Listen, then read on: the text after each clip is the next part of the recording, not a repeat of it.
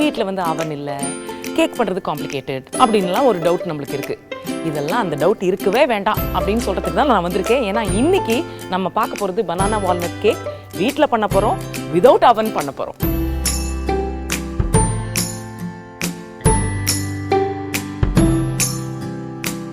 நம்ம வீட்டு அவன் இது தானே, ஸோ இதை வந்து ப்ரீஹீட் பண்ணிக்கலாம். இந்த muscle man use to be me. ஏன்னா இது பீட் பண்ணி நிறைய ஏர் பபிள்ஸ் வந்தால் நல்லா சாஃப்டாக கேக் வரும்னு எங்களுக்கு சொன்னாங்க.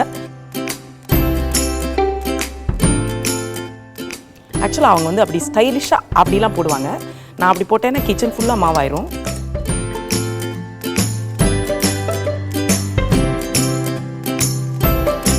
நம்மளுக்கு எவ்வளோக்கு எவ்வளோ கேக் பிடிக்குமோ அவ்வளோக்கு அவ்வளவு கேக் பேட்டரும் பிடிக்கும்.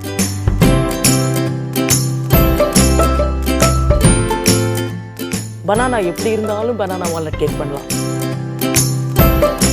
இது வந்து ரஃப்லி அபவுட் 45 minutes